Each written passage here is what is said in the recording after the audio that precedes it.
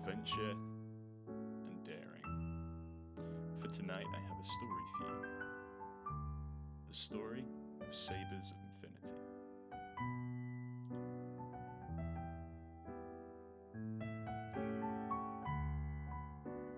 Let us read it together, shall we?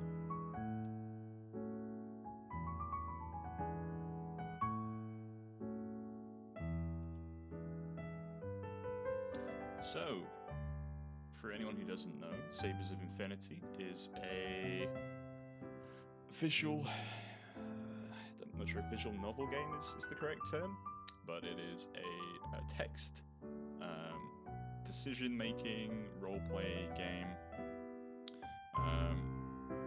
You get given scenarios within a narrative and you make decisions. So what I'll do is I will read through the narratives and then maybe I'll make some decisions, maybe you'll make some decisions, we'll see. So to start off with, Sabres of Infinity is made by Paul Catafrac Wang in 2013. It's a little bit of an older game. I'm sure there's plenty of other people who've played this before, but it's one I really enjoyed on my first time playing through it, and wanted to play through it again, and figured maybe I'd share that experience this time with some other folks. So, Sabres of Infinity takes place in the Infinite Sea, a fantasy setting possessed of functional magic, among other extraordinary phenomena. It is a setting where wealth, class, gender, allegiance, and birth restrict a person's role in society. Its magical and social politics are not consistent with stories starring protagonists whose experiences are largely identical regardless of class or race. Thus, the player character is required to be a young man of noble birth for purely pragmatic reasons. Characters of other genders and social classes would have their own radically different stories to tell, but those stories are for another time. Now, I guess to start off with, I've always found that a little bit disappointing. I think one of the things that I really enjoy about games like Mountain Blade is, or at least one of the mechanics, I'm not sure it's particularly implemented well in that, I'm just thinking of an example. Maybe things like Oblivion or Skyrim might do it slightly better. But just the idea that, like, not being able to play is something from a lower social standing within a fantasy world always seems a bit bizarre. Like, if you make this fantasy world where there is clearly discrimination or some kind of social hierarchy, you know, play around with that and explore it. So, some limitations to your character creation, but it's a good game nevertheless. Prologue. The harsh Cunarian sun beats down upon you as you step off the running board of your family's coach and onto the manicured courtyard of Alright, I gotta get these names right, or I'm never gonna get them right. Fernandez Court's old fortress. The smell of horse manure and raw iron assaults your nostrils as a group of uniformed men thunder past on horses, herded by a stout, red-faced sergeant. Under one shoulder you carry a leather binder which holds the key to the rest of your life, a commission as a cornet in the Royal Dragoons Regiment, signed by His Majesty, the King himself. With it sits an order to report to your new squadron's commanding officer, Captain Alfred Dalmontes, at Fernandez Court, immediately upon your arrival. Let me just check real quick that the music isn't too loud. Oh god. I hope that is okay. There's no music in the game itself. This is being played in the background, so maybe I'll just drop that down a little bit. Hopefully that's fine. Okay, with one hand held over your temple to shield your eyes from the sun's glare, you quickly find that you're looking for the open door to the old stone fort citadel, where you will begin your career as an officer of His Majesty's Royal Dragoons. You step through the heavy iron-banded doors into a blissfully cool interior of the Citadel, only to be nearly bowled over by the rush of clerks and aides scrambling to and fro like enraged hornets. The outbreak of war with the League of Antar had come as a shock to no one. Still smarting from previous slights, the great and powerful lords of the League Congress saw their opportunity for vengeance appear when the untested teenage Prince Miguel succeeded his father upon the griffin throne of Tierra. It had been a calculated diplomatic move, or so the men of stately affairs had said. The Antari had been expecting the new kingdom to cave. They had not foreseen the young monarch's response as he mobilized his fleet and army with determined force. They certainly had not expected the king to land troops on the Antari mainland itself. Now the entire country is abuzz, as regiments like the Royal Dragoons ready themselves for battle, waiting to join the rest of the army across the Calagian Sea. The great central chamber of the old fortress is a hive of activity. Staff officers and their aides move about in self-centered trajectories. A team of clerks push counters and check notes written on maps, which sit across the table in the center of the room. On the wall above them, an oil portrait of the Duke of Kinaris, the regimental commander, peers down beneficently upon his flesh and blood subordinates. While it would probably be a good idea to report to your future commanding officer immediately, it might also do to take a look around and familiarize yourself with the fortress. And this is where we find the first choice in the game. So our options are to report in immediately, try to make a good first impression, observe the men training outside, might be able to pick up some pointers, or try to talk to some of the other junior officers and get some advice.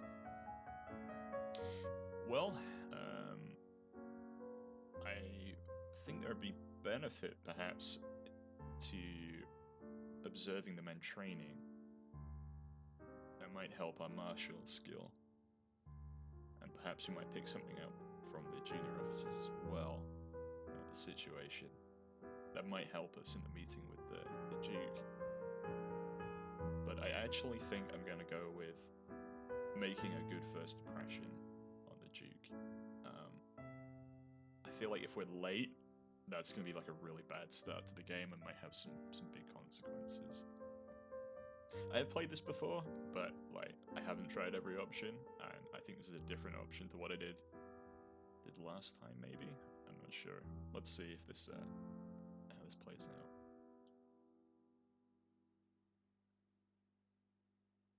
Captain Montez's office smells of old leather and stale coffee.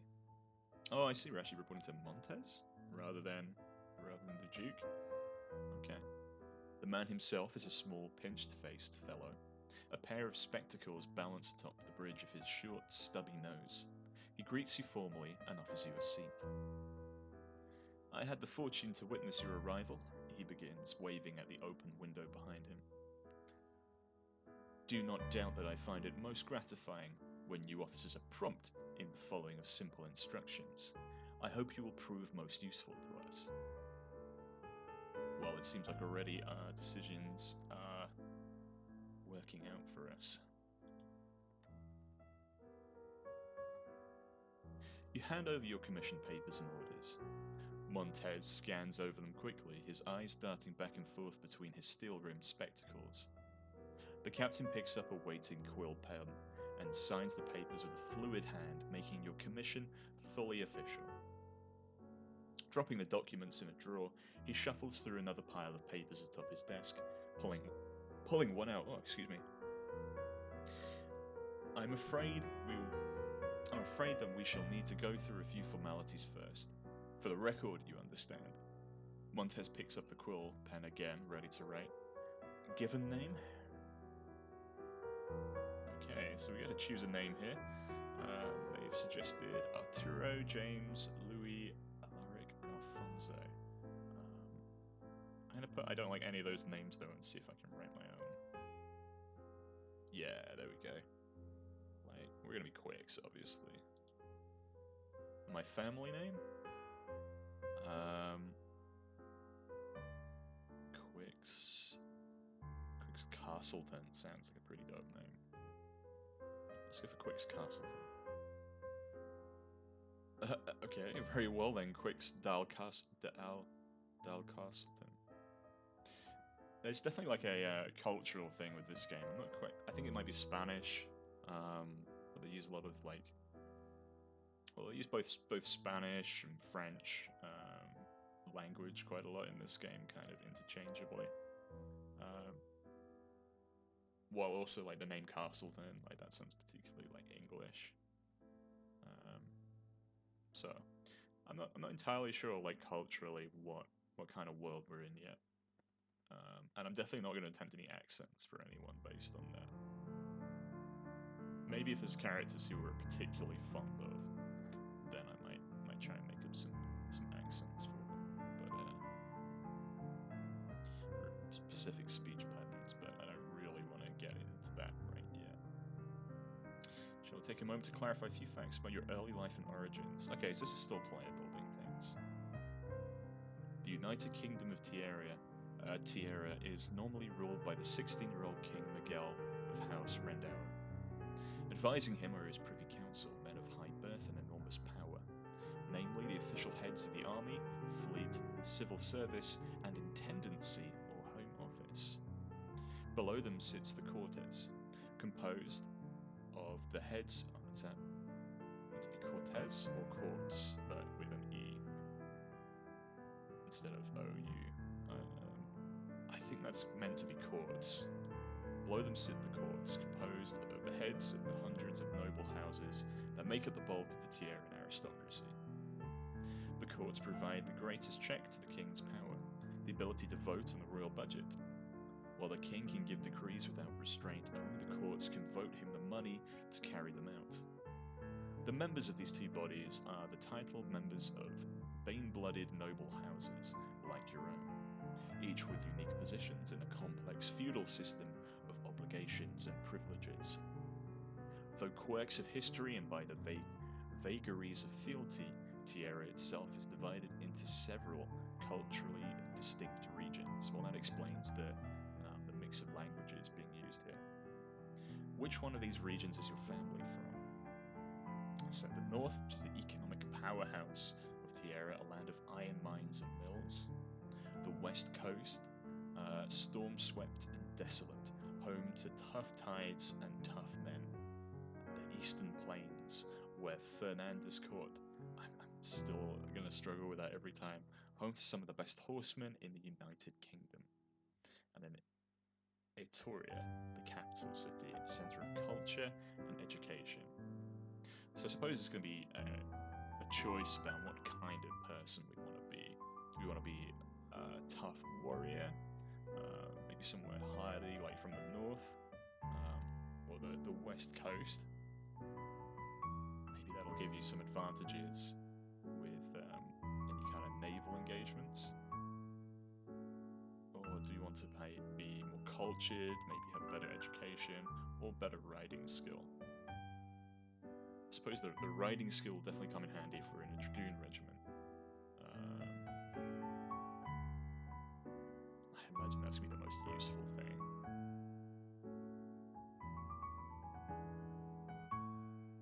But then it's that metagaming.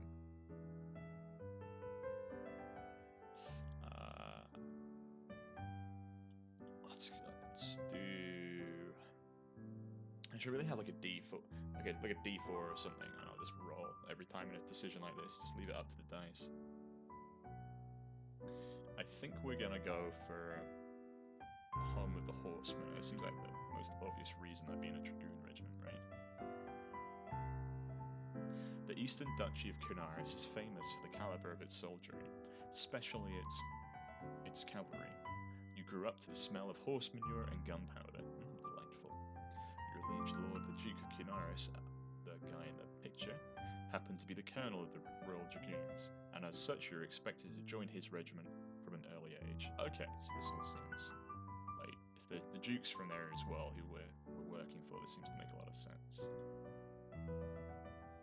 Your family is nobility of an old but relatively impoverished line, dating from before the days of Edwin the Strong. Although your house's material fortunes have waned over the past few decades, your family still bears a proud name and represents a fair amount of influence and capital. Like the descendant of any noble family, you were born a Baneblood. That is to say, you have the ability to sense the bane, or life poison, what commoners might call the force of magic. The bane exists in all living creatures. Those with exceptionally strong Baneblood are capable of manipulating the bane in living things. These people are called Banecasters. Although your bloodline is not strong enough to actively manipulate the bane, you are perfectly capable of sensing it when it is being used by others or when living things like human beings gather in sufficient concentration. Of course, there are other signs for bane casting in progress. Even the most powerful human casters require a series of enruned seals to work their art. This makes bane casting time-consuming and tedious, fit only for the most extraordinary necessities. It is said that the elves of Takara can manipulate the bane without such seals, but Takara is far away, and for the moment, none of your concern. Let's move on, shall we? Oh, it sounds like the elves of Takara are gonna probably become of our concern, but we'll see. Your house still owns a substantial estate, where you were born, educated and raised in a state of some privilege. Perhaps you'd always wanted to be a soldier. Perhaps the notion had not occurred to you until recently. Nonetheless, it was the recent news of the war with Antar that spurred you to action. At what age did you make your fateful decision to join the Dragoons? So I guess this is deciding what age we are now. So 14, are we gonna be a kid? We're gonna be too young to sign up, it's gonna send us home, game over. 18, okay, it's probably like the standard recruitment age. 25 or 30. Yeah, let's do standard, let's do standard like recruitment age. I don't want to be like a young kid, like I don't want to be like snotting on the enemy. Sorry to any 14-year-olds. Sorry, not sorry. That's certainly a good age for an officer's commission. With a comprehensive education under your belt and the best years of your adulthood still in front of you, you can look forward to a long and promising career. While your family may not have enthusiastically supported your decision to go to war, they understood the necessity of sending a son to fight for the king and country. As a result, you left home with your family's grudging pride. In addition, they presented you with a parting gift. A Banecast sword with a blade sharper than normal steel, that sounds quite useful. A custom-made uniform which will make me stand out in a crowd. A set of books on philosophy and the natural sciences. A letter of introduction to the colonel of the regiment praising my talents. A letter of credit worth a substantial amount of money. I don't feel like the uniform. I feel like standing out in the crowd is probably a bad idea. A letter of introduction to the colonel. I mean, if my family's not that prestigious, I don't think the colonel's gonna care too much about that. Surely. And how substantial could this money be? I think these options are all kind of shit apart from the fancy swords. Let's do that. The exquisite saber your father gifted you had been in the family for 6 generations. A gift from one of the first kings of Tierra.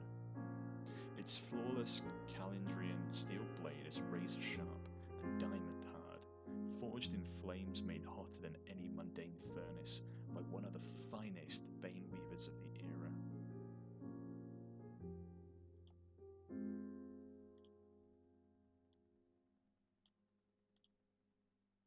Armed with your gifts, you left home and bought your commission in the capital of Etruria, at Grenadier Square, the stately headquarters of the Royal Army. There you learned that commissions for the most prestigious regiments, like the Grenadier Guards and the Wolf's Head Cuirassiers, have been in such high demand that their prices have been inflated far beyond your meager monetary means. The best you could afford was a cornet's commission in the Royal Dragoons. It is hardly the most celebrated of regiments, but its rank and file are no band of thieves and thugs like the line infantry regiments either. Your new posting promises to be a respectable, if not an overly prestigious one. You finish recounting the story of your circumstances to Captain Montez. Satisfied, he hands the complete dossier over to you for your signature. You sign and push the folder back. Montez puts this packet of documents away and turns back to you. It's done then. Welcome to the Royal Dragoons, Cornet Castleton. Your dormitory room is on the third floor to your left. Is on the third on the left. You shall be sharing it with two other cornets, Casarosta and Elson. They have been in training for a few weeks already, so learn what you can from them. Your equipment and uniform shall be sent up to your room. You will, of course, be allowed to keep any personal additions to kit, as long as they conform to uniform regulations. Montez sits back in his chair with an air of finality. Your training begins tomorrow morning. Reveal is at... Reveal? Revile? Reveal? Reveal?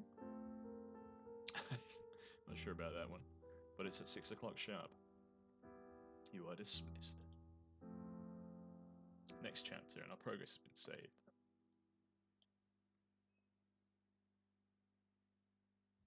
Chapter 1. At first glance, your new lodging is hardly suitable for a man of noble birth. The chamber in which you'll be sleeping for the duration of your training is a cramped and dusty affair, poorly lit and heavily built. The low, vaulted ceiling is just battered and worn enough to remind you of a prison cell. The acrid reek of old gunpowder clings to every surface. You get the distinct impression that your new bunk room used to be some sort of powder magazine. The room itself is sparsely furnished, possessing naught but three narrow cots, arranged along the walls with a table and chair in the center. At the table sits a slim, large-nosed boy of about 16, his light brown hair tied back in a long queue. Q-U? Q-U-E-U-E. Queue? Along Quayway. Okay, let's hope that word never comes up ever again. He wears a shirt of cream-colored silk, with silver lion heads embroidered tastefully on rolled-up sleeves. The green-grey jacket of a Royal Dragoon officer hangs carefully folded from the back of his chair. He nods at you coldly as you enter, barely paying you any mind. His attention is firmly affixed to the flintlock pistol in his hands. You watch for a few moments as he works over the delicate steel lock mechanism with an oiled cloth, practiced hands polishing each crevice unhinged with well-practiced ease. A full minute passes before the boy stops and sets the pistol down, apparently finished. He looks up, his eyebrows furrowed in annoyance. Oh, hello. His voice is hard and flat. Who are you? Cornet Castleton at your service, okay. Your new roommate, or... I am Quickstill Castleton, and I will not take such rudeness from you. I think the guy is particularly rude asking who I am. I'm gonna bite his head off. Let's do the polite option, at your service. The boy stands up, setting the cloth carefully on the table. He gives you a respectful nod. Caius Dal Casarosta at yours. He shows a hard, thin slash of a grin as he offers his hand to be shook, but you notice very little warmth behind his smile. His dark eyes remain as flint-hard as they were before. He is putting on a show for your benefit, but at least he's now making the effort to be hospitable. The door swings open again. A small, pale boy in his late teens strides through.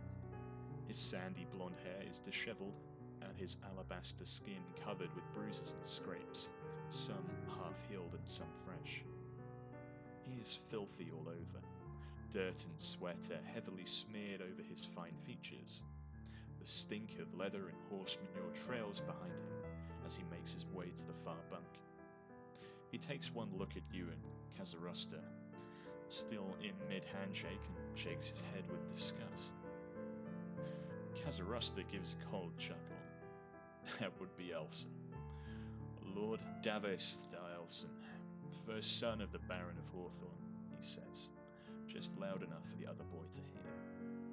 Associate with him as you would like, but do not expect me to weep with you, should your poor idiot friend get himself killed. Elson lays down on his cot and makes a conscious effort to ignore the two of you. He fishes out a small, well-worn book from his pocket trousers and begins to read. You realize that now would be a good time to try and get to know your roommates, although Elson is now at least pretending to be fully engrossed in his book. You still have Kazarostra's full attention, and perhaps his friendship. Do you? Ask Kazarostra about Elson's bruises. Ask Kazarostra about Elson's book. Ask Kazarostra about himself. I excuse myself. It's not like things that I would ask Elson about his book. Right? So let's just ask Kazarostra. Let's find out more about our new buddy. I guess this didn't go well. Despite half an hour of prodding, you're unable to get anything out of your teenaged officer opposite you. Regardless of the question, he answers with a terse yes or no. The one thing that you do learn is that he, indeed, the bastard son of the Countess of Leonis Court, the unwitting originator of that nasty scandal all those years ago. You remember the story of how the death-born status of the Countess's son exposed her infidelity and led to her beheading for adultery. Jesus. When you try to pry further, Kazarostra refuses to answer, and eventually you give up. Okay. I don't want to ask about the bruises. I feel like that's gonna piss Elson off, so let's ask about the book. Kazarostra explains with a snort of derision that the book which Elson is reading happens to be Gallowsbrook's History of the Knightly Order's Militant, a rather condensed tome of popular history. He wanted to be a Knight of the Red, he explains in his customarily matter-of-fact tone, as if that explains everything. After a short pause and the obvious fact that it did not, he continued in a wintry voice. Elson's family is too poor to afford bane-hardened armor and sword, and too proud to enter their son as a mere seeker in the hopes that he would rise to the spurs. Instead, they sent him off to the army, hoping he would get himself killed in a way that doesn't disgrace them entirely. Is there anything else we would ask? I'm not going to ask about the bruises, so get some sleep. You dress for bed and lay yourself down on a thin, lumpy mattress. So going to be 3 bears in a minute. The blankets are made of uniformly grey, rough wool, but serve well enough. The lumpy cot takes some getting used to, but it is your wandering thoughts which keep you awake. You wonder what the coming days and years will bring, and whether you will ever get used to sleeping away from the cozy comfort of your own bedroom back at home. Finally, your mind becomes too weary to continue, and meanders no more. You fall into a deep, dreamless sleep. You are hurtled awake by a sharp knock on the door. Still groggy, you rise to the pale blue light of early morning. A brawny, stoic man wearing 3 chevrons of a sergeant hands you your saddle, saber, a pair of pistols, and other various accoutrements. He leaves with a salute and a reminder that reveal is in 10 minutes. You quickly familiarize yourself with the basic accoutrements of the dragoon's uniform as you dress in the early morning light. White shirt and underpants, breeches, cravat, and the cravat. This guy's pretty fancy, and the regimental tunic. a knee-length double-breasted affair, coloured a drab green-grey, save for a bright panel of blood red in the front. Your trousers are in the same green-grey as your tunic, but the belts for your pistols and sabre and your high-topped riding boots are made from dark leather, tastefully accented with silvered fittings. Your your leather cavalryman's helmet would be similarly subdued if not for the two great plumes set in its crown. In the red and white of the Duke of Canaris, your regiment's commanding officer. Put together, the whole ensemble is still rather drab compared to the uniforms of more prestigious regiments, or even the burnt orange of the Thierrien regiments of foot. Regardless, your uniform fits rather well, though a few folds hang a little too loose or cringe a little too tight. Thus prepared, you head down to the parade ground and report for your first day of training. The next few weeks are a blur to you. The King's army requires no formal instruction of its officers, as gentlemen of the blood are expected to have a natural aptitude for command. However, Duke Canaris, having made the decision not to entrust the fates of men under his command to the vague advantages of noble birth, has seen fit to provide you and your fellow new cornets with an improvised training course anyways. Thus, your mornings are spent in a maelstrom of leather, steel and horseflesh. Red-faced sergeants and stern grooms teach you the rudimentary skills required of a cavalryman in His Majesty's service. You are drilled relentlessly on your horsemanship, your physical endurance, and your skills with sabre and carbine. On the very first day, you are put through a massive set of drills and maneuvers, the so-called Manual of Arms. Slowly and carefully, and then with increasing rapidity, you are made to repeat the simple actions of mounting a horse, dismounting, loading your weapon, presenting arms, shouldering arms, and placing the more than 24 valid strokes of the sabre for 4 hours on end. It is clear the instructors mean for you to repeat the actions until you no longer need to think to carry them out. From sunrise to noon, you are atop a saddle, drilling with the rest of the squadron or kneeling in the firing range. How well do you do? Okay, we get to decide how well we do at this. I breeze through physical training effortlessly, okay. Some of the training is a bit difficult, but I can manage mostly. The regiment is impossible, I'm barely surviving. Okay, so we can basically, like, say, hey, go fuck yourself, and just give ourselves, like, the hardest start, where we're just incompetent at basic drill. Or we can just make ourselves, like, buff as heck, I guess. Like, this is no problem, we're gonna be very good at, like, martial abilities. Or, like, it's a bit difficult, but I can manage. Like, what kind of character? I guess this is really more deciding. What kind of character do you want to be? Do we want to go down like a smart tactician route, but maybe not the best at physical combat? Or maybe like we want to be just buff, just beat shit up. Kumquats just says make friends. Yeah, I mean, I guess making friends is not being terrible at your job, but also not like showing them up by doing it effortlessly. So I guess that means the middle ground, right? Be a snotty aristocrat. Okay. Yeah. Yeah, let's be a snotty aristocrat. Let's do it. The trade of the soldier is difficult at first, but soon you begin getting the hang of it. You become proficient with the tools of the cavalryman's deadly craft, but do not excel at it.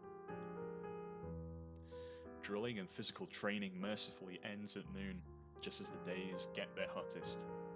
Within the cool stone walls of the old fortress, you eat simple but hearty fare with the other junior officers before being shuffled off for instruction in more academic pursuits. Oh, this is where we're going to shine, boys.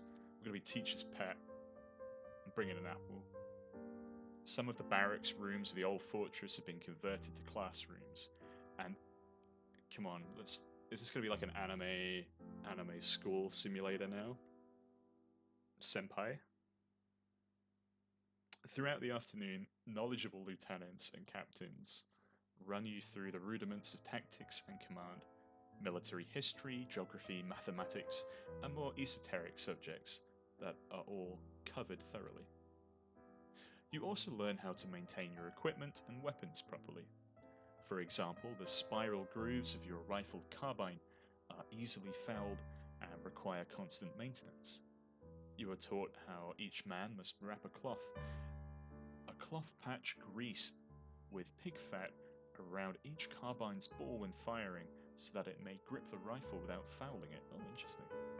Your instructors pound this and 1,000 other scraps of information about every single piece of your gear into your head, promising you that eventually such comprehensive knowledge of your own equipment will find a way to save your life. How do you fare? Oh, this is interesting.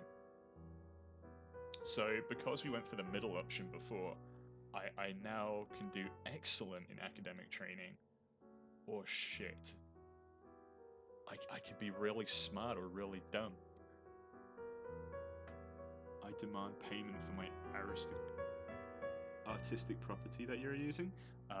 Like absolutely, Alex. Like kumquats, your fucking mecha Nick is absolutely dope. You tell me how many. Let's talk percentages here, boy. What do you want? Do you want 20, 30%? Do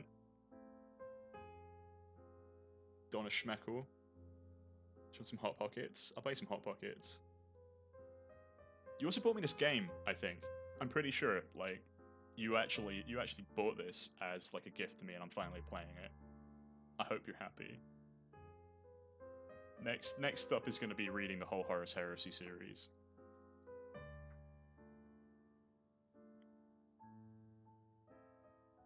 But yeah, your artwork's really cool. I'm really enjoying it. But what are we going to do here? We want to be smart, we want to be dumb. You decide. Smart or dumb?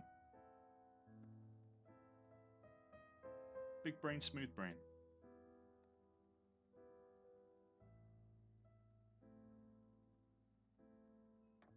Dumb? Okay, we're going to be fucking dumb as fuck. Sadly, you do not seem to be very good with academic subjects. Oh, boo-hoo. You rarely grasp even the basics of a lesson, and your I like how the music got really sad then. You rarely grasp even the basics of a lesson, and your instructors are soon frustrated beyond words with you. Despite your lack of talent, you manage to muddle through, eventually, squeaking out a bare pass. Oh, Jesus. Oh no, so smooth brain. When your academic lessons end at 6 o'clock, you are set at liberty for the remainder of the day. Most of the other officers in training gravitate to the officers' mess, to eating their supper amongst their peers and superiors. This is prime time for gossip, debate, and other such social pursuits. In a group of young gentlemen of good family and fine education, conversation naturally commits itself to wider subjects than the common barracks room chatter about training, harvests, and girls. Political debates are common, and it is not especially rare sight to see two officers pitched against each other, waxing rhetorical over the pros and cons of some act of the courts, printed in that day's broadsheet. Skill and physical prowess may rule the day, but wit and likability carry the evening. One could almost tell the popularity of an officer solely by the amount of comrades clustered around him. What about you? How do you usually take supper? Well, this is perfect. We wanted to be a snooty aristocrat, and the only option I have left is I've already become friends with many of the officers. They love my snooty aristocraticness. So there we go. Aristocratic douchebag. Let's go. Let's go. You seem to have a gift of a silver tongue and a noble bearing. Your jokes are always laughed at, and your anecdotes draw rapt audiences. You have found yourself one of the most popular cornets in the regiment. Every time you enter the mess hall, you are inundated by invitations to eat with one group of officers or the another. Nice. We made friends. Ooh, friend. By the second week of your training, you come to the realization that you have never seen Kazarosta at supper. While some officers certainly do avoid the evening meal to avail themselves of the pleasures of the town, you doubt that your ascetic roommate would be so morally lax. One evening, you resolve to make a particular effort to look for him in the officers' mess, but see that he is quite conspicuously absent. I will go look for him, or it's none of my business. How much do you care about Kazarosta? So far, he's been kind of a dick to us. He's not really talked about himself. But I feel like that's not advancing the plot if we just say fuck it. Like, we're not gonna be friends with the I'm not sure I can say this. The filthy half-blood, right? Isn't that the setting? I'm pretty sure this guy is. If I'm being filthy aristocrat, right? I've got to not like this guy. Oh, I don't know. Kind of want to go look for him and see what he's up to.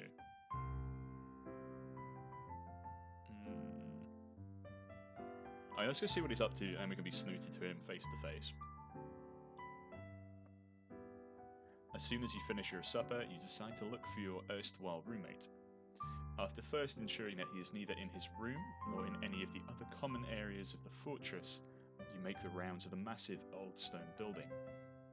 After half an hour, you finally find him in Fernandez Court's small, dimly lit chapel. He is kneeling before the small, centuries-old statue of St. Talbot and silently tending to the shrine flame of the patron saint of House Kazarosta. His lips fluttering open and shut in quick, repetitive prayer. Unable to break the holy silence of the chapel or meet the gaze of the hundreds of statues of the other saints arrayed around the room, you quietly leave the small chamber of worship. Now, Alex, you say F him. Like, is that literal? Like, I don't know if that's gonna be an option in this game. But you mean just don't care about him? I mean, I don't care about him. Like, clearly, I've come seen a man's religious. Walk away. I don't care. Throughout your instruction, you often find yourself training alongside or against your roommates. Kazarosta has proven himself an excellent horseman and a first-class carbineer, while Elson seems to always be surrounded by other noble sons.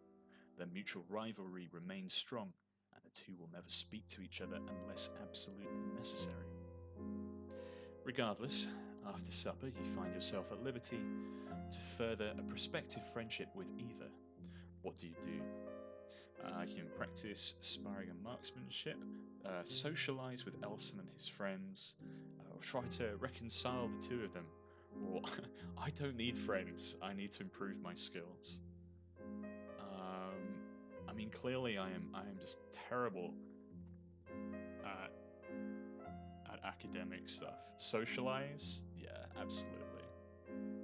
Fuck improving myself. I wanna chill with the boys.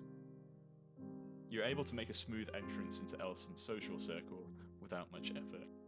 As the young scion of a noble family, you are welcomed warmly. Soon Elson's friends become your friends, and your nightly games of, oh god, Tassenswed become the highlights of your day. One morning, halfway through the 6th week of training, you arrive on the parade grounds to see the instructors notably absent. Your fellow officers in training are milling about aimlessly.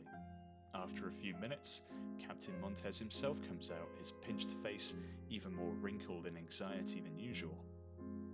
He announces that His Majesty the King has finally given orders for the Royal Dragoons to join the rest of the army. A squadron of warships is to arrive within the week to ferry you across the Calagian Sea. Before then, there is to be a final exercise, a mock charge across open pasture, with live steel and ammunition. Every newly commissioned officer is to participate. Leading such an exercise would be a great honor for any cornet. importantly, it would mean that they would have a chance at a brevet promotion, should they acquit themselves well enough to be considered suitable for a position of higher responsibility. The crowd is rapt as Montez announces the name of the man to lead the exercise. Cornet Caius Dal Casarosta. Oh no, it's the boy we're not been chilling with. You depart the parade grounds, following the buzzing crowd of subalterns to the mess for breakfast. That's the most important meal of the day, or so I've heard. Training officially ends the next day. After that, the old fortress seems more abuzz with activity. The enlisted men are conscripted into stacking crates of ammunition, supplies, and rations for man and horse alike in preparation for the convoy's arrival.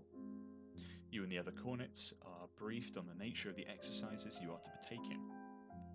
The mock charge will involve all of the new officers and nearly the full strength of the regiment. In addition will be the regimental commander, His Grace the Duke of Cunaris.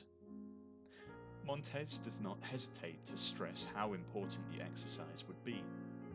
While the dragoons are not meant for frontal charges, this exercise would be the dragoons' last and only attempt at manoeuvring as a whole regiment before departing for Antar, when the next such manoeuvre could be into the teeth of a row of enemy muskets or pikes.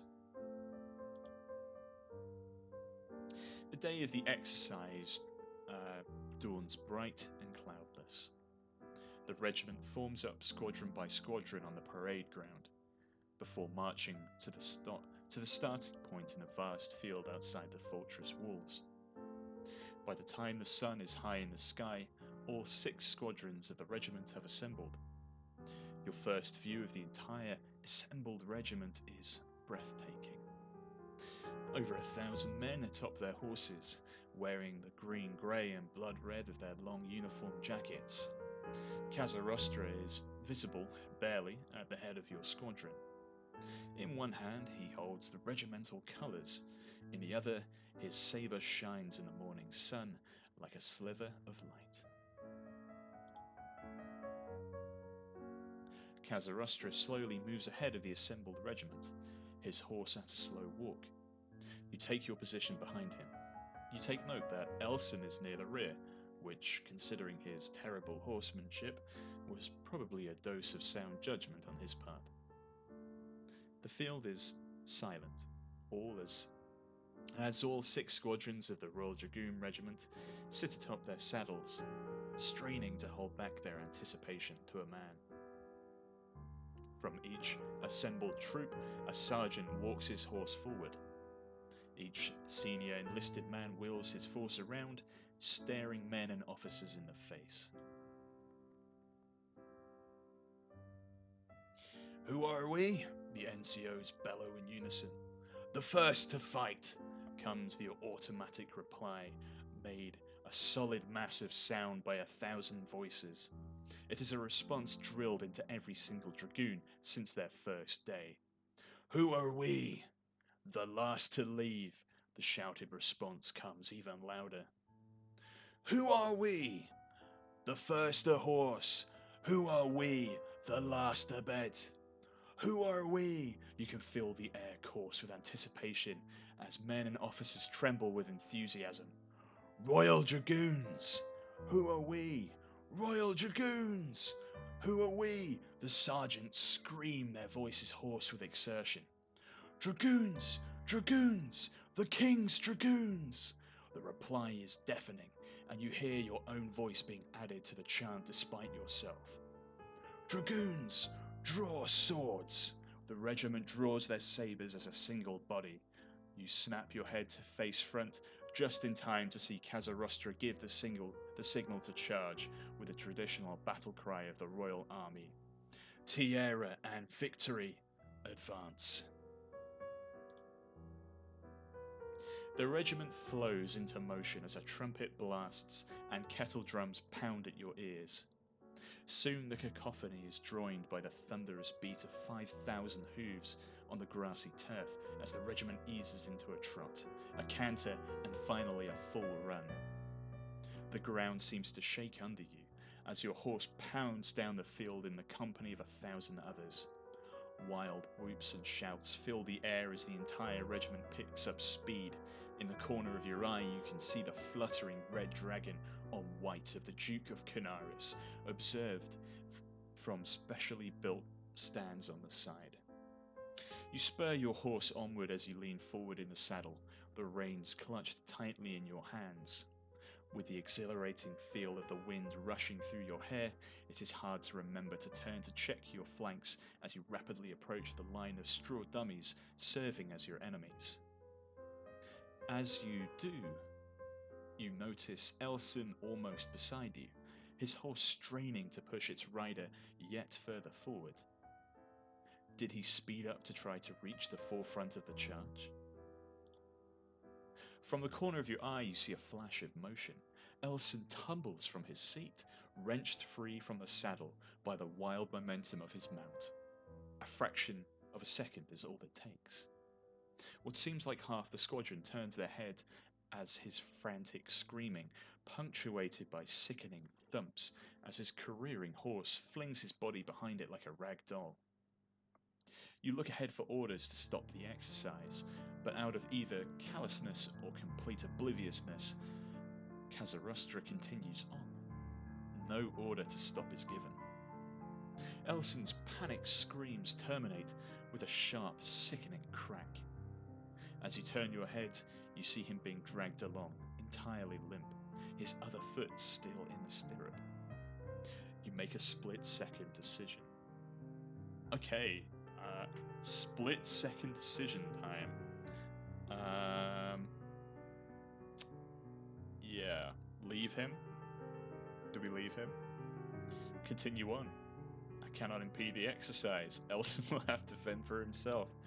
Right ahead, I must try to get Kazarustra to stop the exercise. Stop the exercise myself, or stay behind. I must try to help Elson.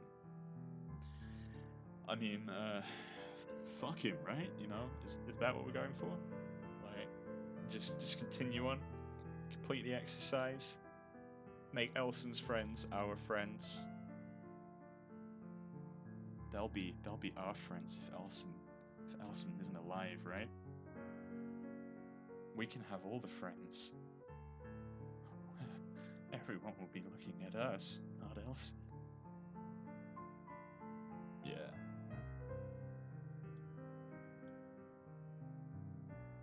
You ride on.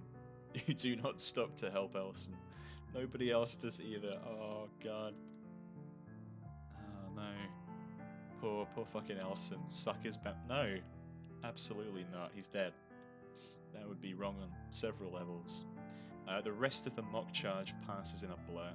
You recall decapitating a straw dummy and wheeling about with the rest of your squadron in a cloud of flying hay and dust. The next thing you remember is Elson's limp body being carried past you on the way to the infirmary. An aide comes by later to tell you that Elson has taken grievous injuries to the head and has lost an immense amount of blood, but will live, thanks to the Duke of Canaris' own staff of Bane Healers. Kazarustra is not there to hear the news.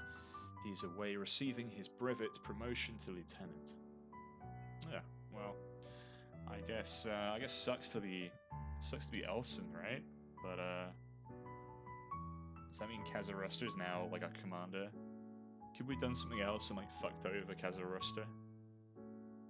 I don't know. We'll see. A few days later, you wake to the steady roll of a kettle drum. Dressed and equipped, you step out onto the open seaside parapet to behold the lean, dark forms of half a dozen warships, each flying the Tower and Griffin of the Royal Tierra Navy. The parade grounds are full of horses, men and equipment being loaded onto the boats for the short trip over the water to the waiting ships. You are ordered to gather... sorry, I'm just taking a drink real quick. My voice is going already. You're ordered to gather up your pack and join your squadron in preparation for the same. You are taken aboard one of the boats with a dozen other men of your squadron. The trip to your transport is slow, but the wind is relatively light, and the receding tide helps you on your way out. The warship assigned to carry you to Anta is the HMS Victorious, a predatory-looking frigate of 44 guns. The captain is a thin, balding Etorian named Walken. Christopher Walken. He welcomes you aboard. Okay, if this guy has any speaking lines, I will do the bad Christopher Walken voice. He welcomes you aboard with a short, perfunctory speech and has his petty officers assign you quarters. As an officer, you're allowed the privilege of sharing a small quarterdeck cabin with Elson and Kazarostra, as opposed to the gun deck hammocks to which the enlisted men will be relegated. The ship's bell rings just as the three of you arrive in your new temporary quarters. The deck above your heads, reverberates with the rhythm of bare feet on wood. You hear the captain's muffled voice giving orders to cast off. You come back on deck in time to see the Victorious' sail unfurl. All along the coast, the ships of your convoy cast off in an attempt to make it into the open sea before the tide turns against them. You watch from the quarterdeck as the Victorious takes its position at the rear of the column, and as she takes you away from the receding coast of Tieria and off to war.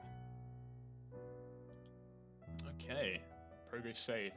My voice is like already dying. I thought I might do this a little bit longer, but I think I might actually just like have to leave it here, I'm afraid, and continue on like tomorrow or something.